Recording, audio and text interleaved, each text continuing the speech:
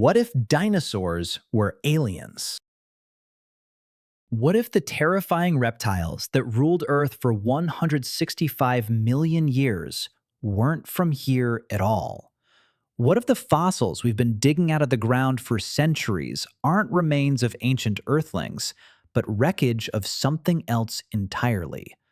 What if the dinosaurs were, in fact, aliens? For as long as we have been pulling dinosaur bones out of the ground, we have struggled to explain them on purely earthly terms.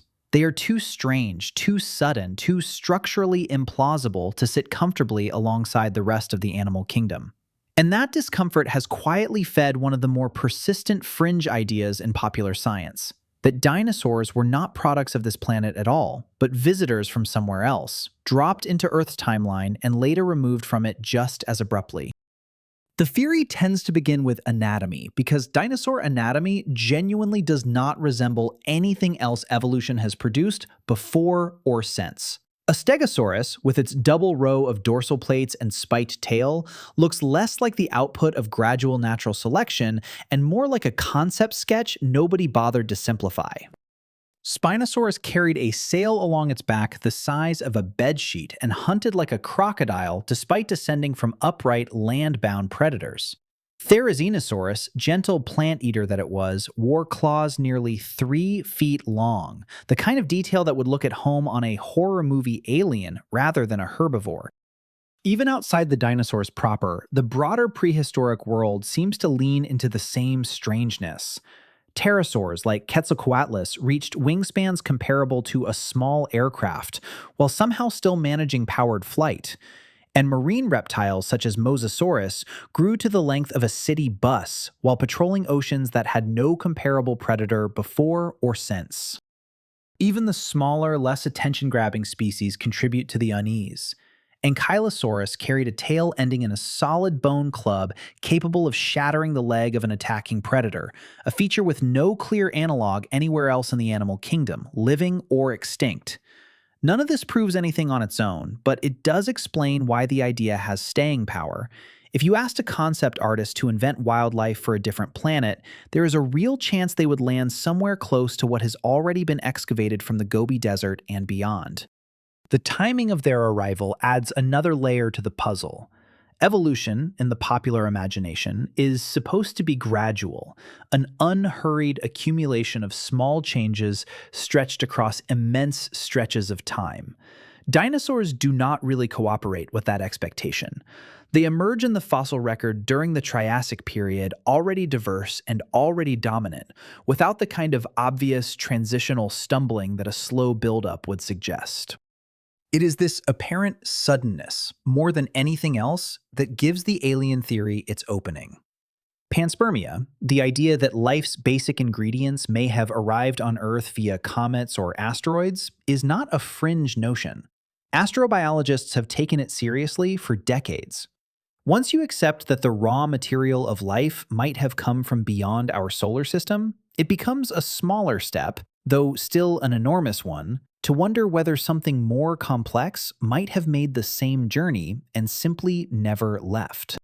Some scientists extend the idea further still, pointing out that the Triassic period followed close on the heels of the Permian extinction, the most severe die-off in Earth's history. This event wiped out an estimated 90% of all species.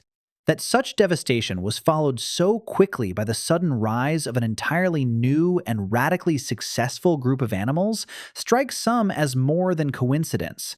It's as though the planet had been cleared and then deliberately repopulated rather than left to rebuild on its own. Their departure is, if anything, even more dramatic than their arrival. And it is here that the theory finds its most compelling shape. Around 66 million years ago, an object roughly the size of a small city struck what is now the Yucatan Peninsula, with a force equivalent to billions of atomic bombs. The impact triggered planet-spanning earthquakes, tsunamis capable of scouring entire coastlines, and wildfires that swept across continents. But the true damage came afterward, in the form of debris thick enough to block sunlight for years and collapse food chains from the ground up. Within a geologically brief window, roughly 3/4 of all species on Earth disappeared, non-avian dinosaurs among them. What makes this event so unsettling, rather than merely tragic, is how precisely unlucky it was. The asteroid did not simply strike Earth, it struck a shallow seashelf saturated with sulfur-rich rock, a combination that supercharged the amount of debris thrown into the atmosphere and turned a bad day into a mass extinction. A slightly different angle or a slightly different location might have left dinosaurs to weather the impact and continue on. Instead, the strike landed in almost the one place capable of ending their reign outright. And it is that precision, more than the destruction itself, that has led some to wonder whether the impact was less an accident of orbital mechanics and more a deliberate correction, as though an experiment had run its course and someone, or something, had switched it off. If we are willing to follow the theory that far, it is worth following it one step further, into the question of whether dinosaurs might have been not just alien in origin, but alien in intelligence as well. This is not purely internet speculation. In the 1980s, the paleontologist Dale Russell proposed a real hypothesis involving Troodon, a small bird-like dinosaur with one of the largest brain-to-body ratios of any species in the fossil record. It had forward-facing eyes suited to depth perception and hands capable of grasping.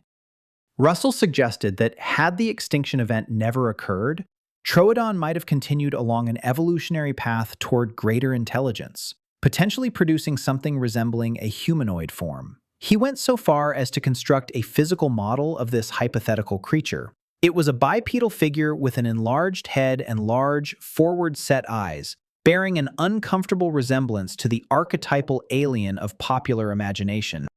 That a credentialed scientist built a museum-quality model suggesting dinosaurs might, under different circumstances, have evolved into something resembling a classic UFO visitor is not the kind of detail internet forums invented.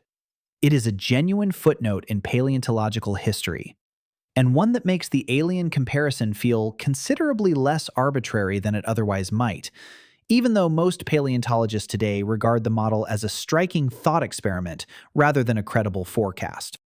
Other details get folded into the theory less because they demand it, and more because they are strange enough to invite the question. Certain species, such as Maiasaura, exhibited surprisingly sophisticated nesting behavior. They returned to the same colonial nesting grounds across generations and provided extended parental care. This is a level of structure that some have read as evidence of something more deliberate than ordinary instinct. Then there is the matter of scale. Sauropods like Argentinosaurus and Patagotitan reached lengths past 100 feet and weights estimated beyond 70 tons, figures that continue to challenge our understanding of what a land animal should be biomechanically capable of. Researchers have spent entire careers working out how such creatures could support their own mass, circulate blood along such extended necks, and breathe efficiently at that size. And the math, even now, is not entirely settled. To a theory already inclined toward the extraterrestrial, an animal that seems to strain the limits of terrestrial biology looks less like a triumph of evolution and more like evidence that ordinary rules were never quite the ones in play. It is worth asking, too, why an alien presence would manifest as such an enormous range of forms rather than a single uniform species. Though theory-minded researchers tend to answer this by pointing to Earth's own ecosystems. They say that any colonizing force sophisticated enough to seed a planet would likely diversify its creations to fill every available niche, exactly as dinosaurs eventually did across land, sea, and sky. Mainstream science, for its part, has a reasonably solid answer to nearly every piece of this. Dinosaur anatomy, however strange, can be traced through continuous fossil lineages with a fair degree of clarity, and their apparent sudden appearance owes more to the patchiness of fossilization itself than to any genuine evolutionary leap. The overwhelming majority of organisms never fossilize at all. So what looks like a burst of diversity is often simply the rare moment when conditions happened to preserve it. The extinction event aligns cleanly with a global iridium layer found in rock strata worldwide, an element common in asteroids and vanishingly rare on Earth's surface. This points firmly toward a natural impact rather than an intentional strike. And the layer's consistent thickness across continents leaves little room for a more targeted explanation. And Troodon's brain, impressive as it was by dinosaur standards, remained far short of what would be required for tool use, language, or anything resembling civilization. Russell's Dinosauroid was always a speculative thought experiment rather than a serious prediction. Even the timing of the Triassic recovery, striking as it looks in isolation, mirrors a pattern seen after other mass extinctions throughout Earth's history, where empty ecological niches tend to be filled quickly by whichever surviving lineages happen to be positioned to exploit them. It's a process biologists refer to as adaptive radiation, rather than repopulation from outside. None of this is really about hard evidence, though, and it never has been. The appeal of the alien theory lies in the discomfort of confronting creatures so different from anything alive today that the mind reaches instinctively for the most dramatic explanation on offer.